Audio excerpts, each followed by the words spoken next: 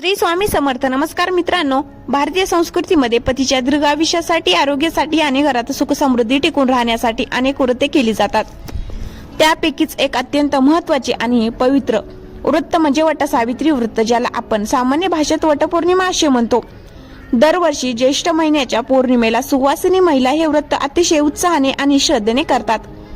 यंदा म्हणजेच वर्ष 2026 मध्ये वटपौर्णिमा कधी आहे, पूजा विधी काय आहे आणि सर्वात महत्त्वाचे म्हणजे शास्त्रात सांगितलेला असा कोणता एक महा उपाय आहे जो वडाच्या मुळाशी केल्याने तुमच्या पतीच्या आयुष्यात प्रचंड यश, कीर्ती आणि धनलाभ होऊ शकतो. याबद्दलची संपूर्ण आणि शास्त्रयुक्त माहिती आजच्या या विशेष व्हिडिओमध्ये आपण पाहणार आहोत. हा व्हिडिओ शेवटपर्यंत नक्की पहा, कारण अर्धवट माहिती नेहमी धोक्याची ठरते. जर तुम्ही चॅनलवर नवीन असाल तर आत्ताच सबस्क्राईब करा आणि बेल आयकॉन दाबायला विसरू नका. पहिलं म्हणजे वटपौर्णिमा 2026 तिथी आणि शुभ मुहूर्त. मित्रांनो, कोणत्याही पूजेचे पूर्ण फळ मिळवण्यासाठी ती योग्य मुहूर्तावर करणे अत्यंत आवश्यक असते. पंचांगानुसार वर्ष 2026 मध्ये वटपौर्णिमा कधी साजरी केली जाणार आहे ते आपण सर्वप्रथम समजून घेऊया. ज्येष्ठ पौर्णिमा तिथी प्रारंभ. तुमच्या भागातील पंचांगानुसार तारीख आणि वेळ साधारणपणे जून 2026 च्या माध्यमात ही तिथी येईल. तुम्ही चालू पंचांगानुसार अचूक वेळ येथे सांगू शकता. पूजेचा शुभ मुहूर्त सकाळी योग्य वेळ ते दुपारी योग्य वेळ. हा काळ वडाच्या पूजेसाठी अत्यंत उत्तम मानला गेला आहे. या काळात सुवासिनी स्नान करून नवीन किंवा पवित्र वस्त्र परिधान करून पूजेची तयारी करावी. राहू काळात किंवा अशुभ चौघड्यामध्ये पूजा करणे टाळावे, कारण त्यामुळे पूजेचे पूर्ण पुण्य मिळत नाही. दुसरं म्हणजे वटवृक्षाचे वडाचे आध्यात्मिक आणि वैज्ञानिक महत्त्व. आता आपण जाणून घेऊया की वटपौर्णिमेला केवळ वडाच्या झाडाचीच पूजा का केली जाते, इतर कोणत्याही झाडाची का नाही. यामागे अधिक धार्मिक आणि वैज्ञानिक अशी दोन्ही कारणे आहेत. पहिले म्हणजे धार्मिक आणि आध्यात्मिक कारण. हिंदू धर्मात वटवृक्षाला त्रिमूर्तीचे रूप मानले गेले आहे. वडाच्या मुळामध्ये भगवान ब्रह्मा, वडाच्या खोडामध्ये भगवान विष्णू आणि वडाच्या फांद्या व पानांमध्ये भगवान शिव महेश यांचा वास असतो. तसेच जेव्हा माता सावित्रीने यमराजाकडून आपल्या पतीचे सत्यवानाचे प्राण परत मिळवले तेव्हा ते याच वटवृक्षाच्या खाली मिळवले होते. म्हणूनच या झाडाला वटसावित्री पूजेचे मुख्य केंद्र मानले जाते. या झाडामध्ये माता सावित्रीचे तेज सामावलेले आहे.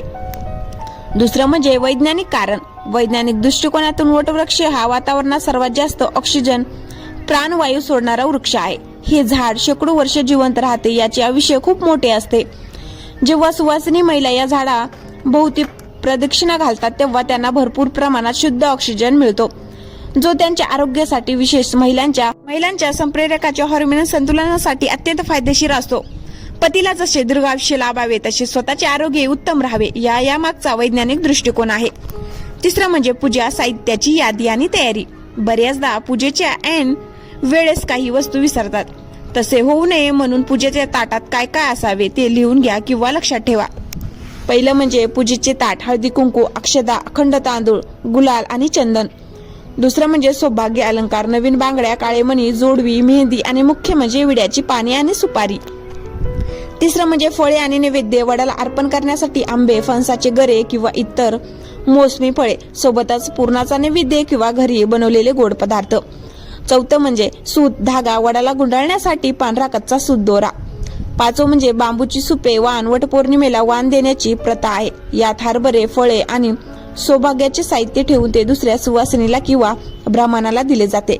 शास्त्रयुक्त पूजा विधी. वडाच्या झाडाजवळ गेल्यावर गोंधळ न करता शांत चित्तेने पूजा कशी करावी ते आता आपण पाहूया.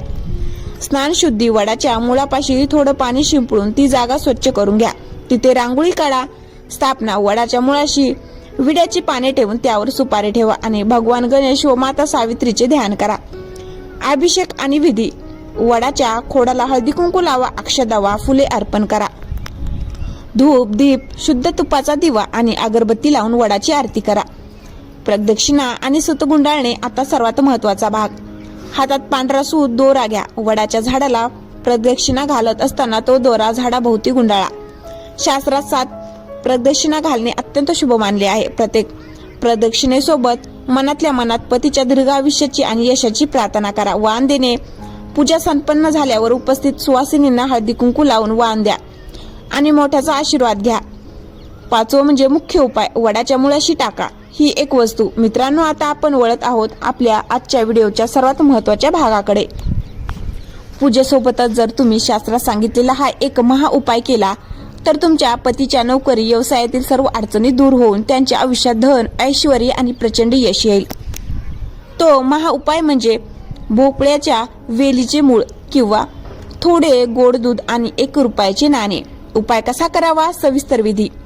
पद्धत पहिली, दूध आणि नाणे. पूजेच्या शेवटी एका छोट्या तांब्याच्या किंवा चांदीच्या पात्रात थोडे कच्चे दूध घ्या. त्यात थोडी खडी साखर आणि 1 चांदीचे किंवा 1 रुपयाचे नाणे टाका.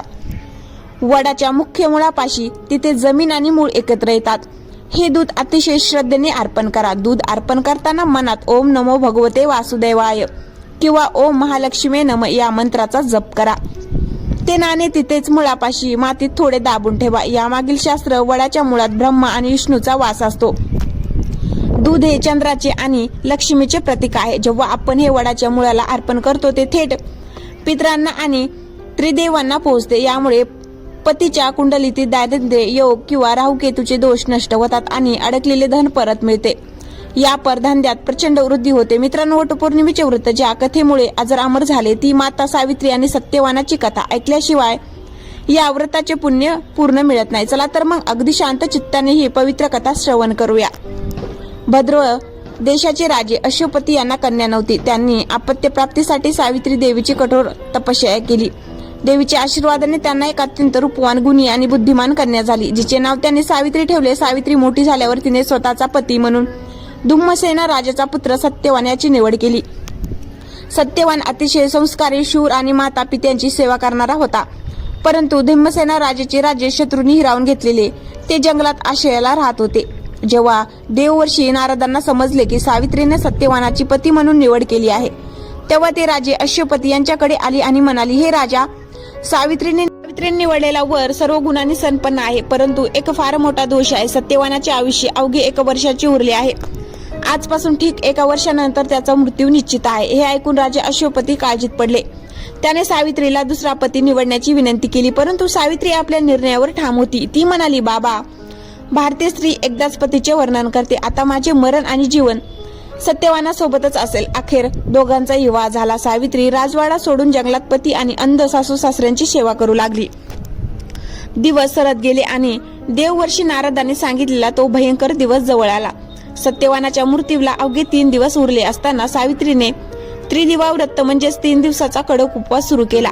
4थ्या दिवशी सत्यवान लाकडे तोडण्यासाठी जंगलात जाण्यास निघाला. सावित्रीला माहिती होते की आज घातवार आहे, त्यामुळे तिने सासू सासऱ्यांची परवानगी घेतली आणि ती सत्यवानासोबत जंगलात गेली. जंगलात लाकडे तोडता तोडता अचानक सत्यवानाच्या डोक्यात तीव्र कळा येऊ लागल्या. तो व्याकुळ झाला. सावित्रीने त्याचे डोके आपल्या मांडीवर ठेवले. तोच तिला समोरून एक महाकाय काळ्या वर्णाचा आणि हातात पाश घेतलेला पुरुष येताना दिसला. ते स्वतः मृत्यूचे देवता यमराज होते. यमराजांनी सत्यवानाचे प्राण सूक्ष्म शरीर आपल्या पाशात बांधले आणि ते दक्षिण दिशेला निघून गेले. पतीचे प्राण चाललेत हे पाहून सावित्री शांत बसली नाही. ती यमराजांच्या मागे मागे जाऊ लागली. काही अंतर गेल्यावर यमराजांनी मागे वळून पाहिले आणि म्हणाले, हे कल्याणी, मृत्यूनंतर कोणी कोणाच्या सोबत जात नाही. सत्यवानाच्या पृथ्वीवरील प्रवास संपला आहे. आता तू मागे फिर आणि त्यांचे अंत्यसंस्कार कर. यावर सावित्री अत्यंत नम्रपणे म्हणाली, हे धर्मराज, जिथे माझा पती जातो तिथे जाणे हे माझे कर्तव्य आहे. पतीच्या मागे जाण्यापासून मला माझा सती धर्म रोखू शकत नाही. सावित्रीचे हे शास्त्रशुद्ध आणि बुद्धिमत्तापूर्ण बोलणे ऐकून यमराज प्रसन्न झाले. ते म्हणाले, सावित्री, मी तुझ्या सती धर्मावर आणि बुद्धीवर प्रसन्न आहे. सत्यवानाचे प्राण सोडून तू मला कोणतेही 3 वर मागू शकतेस. सावित्रीने अत्यंत चातुर्याने पहिले 2 वर मागितले. माझ्या अंध सासू सासऱ्यांना त्यांचे डोळे परत मिळावेत. त्यांचे गमावलेले राज्य त्यांना परत मिळावे. यमराजांनी तथास्तु म्हटले आणि ते पुढे निघाले. पण सावित्री मागे हटली नाही. ती तशी चालत राहिली. यमराजांनी पुन्हा विचारले, तू अजूनही मागे फिरली नाहीस. तेव्हा सावित्रीने 3रा आणि सर्वात महत्वाचा वर मागितला. हे प्रभू, मला पुत्राचे सुख लाभावे. मी 100 पुत्रांची माता व्हावे. यमराजांनी कसलाही विचार न करता घाईघाईत तथास्तु म्हटले. वर देऊन यमराज पुढे जाणार तोच सावित्री हसली आणि म्हणाली, हे धर्मराज, तुम्ही मला 100 पुत्रांची माता होण्याचा वर तर दिलात, पण माझ्या पतीचे प्राण मात्र तुम्ही सोबत घेऊन चाललात. पतीशिवाय मी माता कशी बनू शकेन? तुमचा हा वर खोटा ठरेल, त्यामुळे आपले वचन सत्य करण्यासाठी तुम्हाला माझ्या पतीचे प्राण प्रत करावेच लागतील. यमराजांना आपल्या चुकीची जाणीव झाली. ते सावित्रीच्या पती भक्तीपुढे आणि चातुर्यापुढे नतमस्तक झाले. त्यांनी सत्यवानाचे प्राण पाशातून मुक्त केले आणि सावित्रीला अखंड सौभाग्याचा आशीर्वाद दिला. सावित्री जेव्हा परत त्या वडाच्या झाडापाशी आली, तिथे सत्यवानाचा देह पडला होता. तेव्हा वडाच्या कृपेने आणि सावित्रीच्या तपाने सत्यवान पुन्हा जिवंत झाला. त्याचे डोळे उघडले, सासू सासऱ्यांना दृष्टी मिळाली आणि त्यांचे राज्यही परत मिळाले. मित्रांनो, ही ती महान कथा आहे. म्हणूनच वडाच्या झाडाला साक्षी ठेवून हे व्रत केले जाते, कारण याच झाडाखाली सावित्रीने यमराजाला पराभूत केले होते. वटपौर्णिमेच्या दिवशी काय करावे आणि काय करू नये? सुवासिनींनो, बऱ्याचदा महिला पूजेच्या उत्साहात काही अशा चुका करतात ज्यामुळे पूजेचे फळ मिळत नाही आणि उलट दोष लागतो. शास्त्रानुसार या दिवशी कोणत्या गोष्टी पाळाव्यात ते आता आपण पाहूया. काय करावे? पहिलं म्हणजे अखंड उपवास. शक्य असल्यास हा दिवस निर्लज्जा, पाणी न पिता किंवा फलाहार करून घालवावा. आरोग्याचा त्रास असल्यास डॉक्टरांचा सल्ला नक्की घ्यावा. दुसरं म्हणजे सकारात्मक विचार. पूजेच्या दिवशी मनात कोणाबद्दलही राग, द्वेष किंवा मत्सर ठेवू नका. पतीसोबत वाद घालू नका. तिसरं म्हणजे दान धर्म. वडाची पूजा झाल्यावर गरीब किंवा गरजू महिलांना सुवासिनीचे साहित्य, बांगड्या, कुंकू दान करणे अत्यंत शुभ मानले जाते. काय करू नये? नकारात्मक गोष्टी टाळा. काळे किंवा पांढरे वस्त्र टाळा. वटपौर्णिमेच्या दिवशी सुवासिनीने चुकूनही काळ्या किंवा पांढऱ्या रंगाची साडी किंवा कपडे परिधान करू नयेत. हा सौभाग्याचा सण आहे, त्यामुळे लाल, हिरवा, पिवळा किंवा गुलाबी अशा शुभ रंगाचे कपडे परिधान करावेत. फांद्या तोडू नका. हल्ली अनेक महिला घरात पूजा करण्यासाठी वडाच्या फांद्या तोडून आणतात. शास्त्रात याला महापाप मानले गेले आहे व जिवंत झाडाची फांदी तोडणे म्हणजे त्यांचे आयुष्य कमी करणे होय. जर तुमच्या भागात वडाचे झाड नसेल तर वडाच्या चित्राची पूजा करा किंवा कुंडीत लावलेल्या छोट्या रोपाची पूजा करा, पण फांद्या तोडू नका. सुपारी आणि दोरा तिथे सोडू नका. अनेकदा पूजेनंतर महिला दोऱ्याचे गुंडाळे किंवा नैवेद्य झाडापाशी अस्ताव्यस्त टाकून निघून जातात, त्यामुळे झाडाचा आणि देवाचा अपमान होतो. पूजेची जागा स्वच्छ ठेवा. तर सुवासिनींनो, यंदाच्या वटपौर्णिमेला हा शास्त्रयुक्त विधी आणि हा विशेष उपाय नक्की करून पहा. माता सावित्री आणि त्रिदेवाच्या आशीर्वादाने तुमच्या पतीचे आयुष्य दीर्घ आयुष्य हो आणि तुमच्या घरात अखंड लक्ष्मीचा वास राहो, हीच ईश्वरचरणी प्रार्थना. तुम्हाला हा व्हिडिओ कसा वाटला मला खाली कमेंट बॉक्स मध्ये नक्की कळवा. जर माहिती आवडली असेल तर व्हिडिओला एक लाईक करा आणि तुमच्या सर्व मैत्रिणींसोबत, नातेवाईकांसोबत हा व्हिडिओ नक्की शेअर करा, जेणेकरून त्यांना याचा लाभ घेता येईल. पुन्हा भेटूया अशाच एका माहितीपूर्ण आणि आध्यात्मिक व्हिडिओमध्ये. तोपर्यंत धन्यवाद आणि तुम्हा सर्वांना वटपौर्णिमेच्या हार्दिक शुभेच्छा. जय माता सावित्री.